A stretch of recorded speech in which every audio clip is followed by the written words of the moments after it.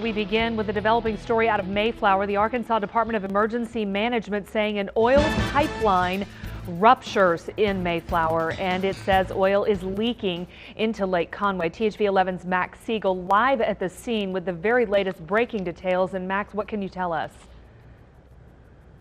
Well, Dawn, I can tell you and our viewers tonight a very active emergency scene here on this Good Friday in Mayflower. And to get the details, I want to bring in the city's mayor, Randy Holland. Sir, tell us what exactly happened here. Well, we had a problem over ExxonMobil had a leak that was in one of our subdivisions. It was Northwoods, and then it is leaking. The drainage is coming into this portion right here of our lake. And we're trying to stop it right here so it won't get into the actual lake that's on my right side right here. That's what we're trying to do right now. Do we have any idea the magnitude of this, the scope of how much oil may be spilling? Right now, emergency management is on the scene, and they're evaluating the whole thing right now. What can you tell us about evacuations and residents in the area? Again, OEM of Faulkner County is in charge of that, and I've been in touch with them, and they're supposed to be evaluating that situation at the moment. But have they been put in place? Yes. So right now they're just trying to get people out of that area for the hazardous and everything, and I'm just over here trying to make sure that we get it stopped before it gets into the lake, because we'll have a real problem. And I think we're playing some video right now, Mayor. A viewer sent us in that neighborhood of some oil going down his road. A very serious situation and scary situation. Very serious situation, but we're trying to maintain it right now. The oil is shut off. Exxon has shut it off, and I think the main thing right now that we're trying to do, again, is trying to make sure it don't get into the lake. And then environmentalists already coming in. They'll clean it up and everything. But we're just in. That's where we're at the moment. Finally, talk about traffic and any backups or closings right now on the roads. There's no closings on this road right now, but it is a lot of backups. All right, Mayor, thanks for all that information. We're going to stay out here. Obviously, a very developing story out here in Mayflower. For now, though, we're live in Mayflower. Max Siegel, THV 11 News. All right, Max, very fluid and dangerous situation there. We will continue to follow this story for you. We will have the latest on THV11.com. You can also follow us on Twitter and Facebook for the very latest updates.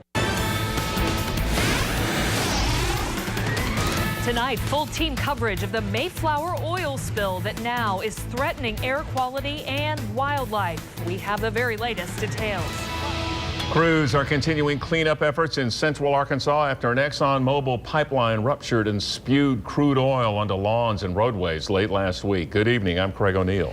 I'm Dawn Scott. Many homeowners say they had no idea this pipeline existed, not to mention the fact it was in their own backyards. And we sent THV 11's Daniel Wilkerson out to track the path of the pipeline, and Daniel joins us now live from Mayflower. Daniel?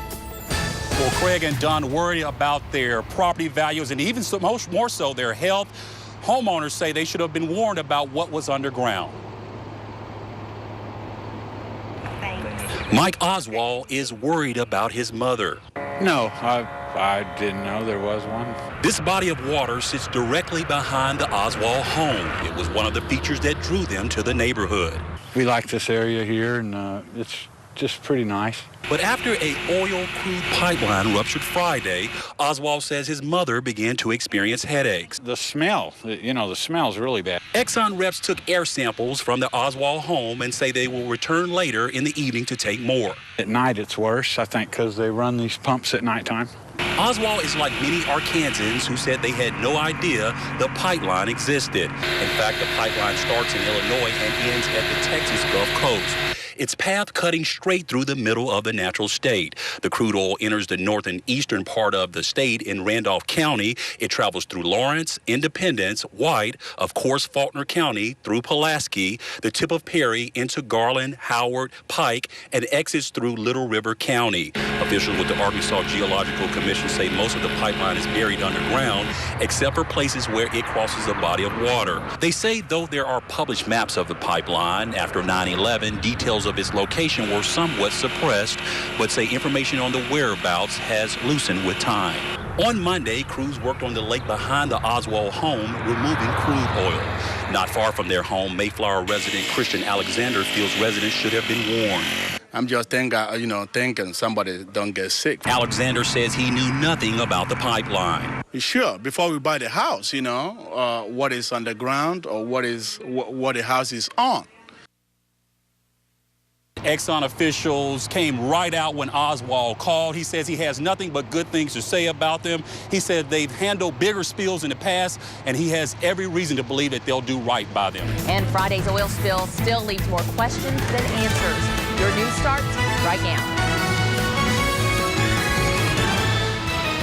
And the cleanup continues in Faulkner County after an oil leak last week left a neighborhood surrounded by crude. Thanks for watching. I'm Dawn Scott. And I'm Liz Massey. Today we toured the Northwood subdivision in Mayflower along with environmental officials and County Judge Alan Dotson. And they are making progress. They were cleaning up the streets while we were there. Yeah, the neighborhood has been evacuated since an oil pipeline that runs right through it ruptured Friday afternoon. Now, Dotson tells us residents will be allowed to return home in phases, but he could not give an exact timetable just yet.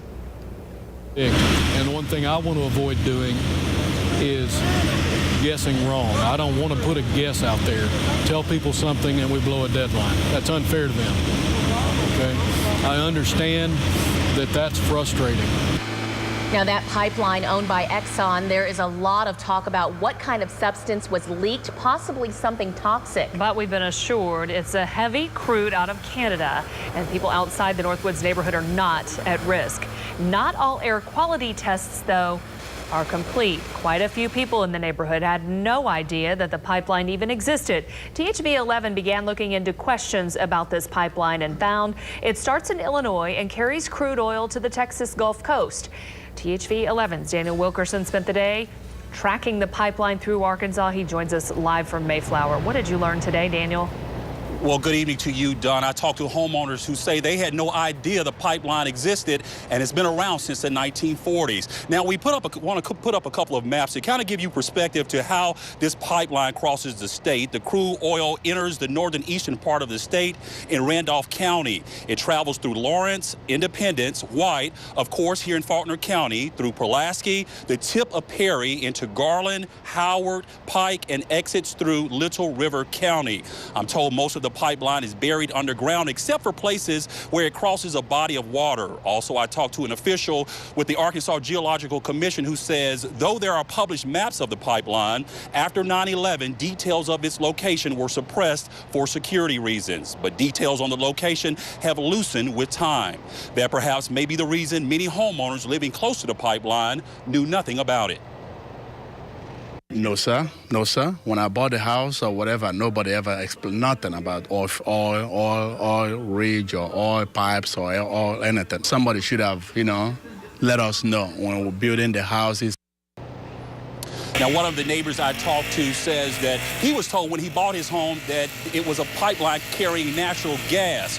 Other neighbors knew nothing about it. Now, coming up at 6, we talked to a homeowner who says they're clearing a lake that sits directly behind his house. Dawn.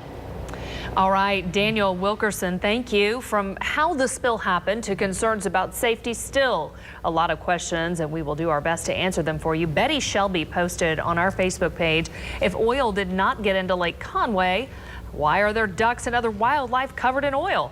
Well, officials are still looking into where the birds came into contact with that oil, but we saw firsthand today there are quite a few that have had to be rescued. Tonight at 6, we will have more on the effort to save them and work to answer more of your questions. The damage is so severe that we need to be evacuated. That neighborhood was like a scene from The Walking Dead. Make sure that we get it stopped before it gets into the lake. We're just trying to keep people safe. Incredible, and that is oil.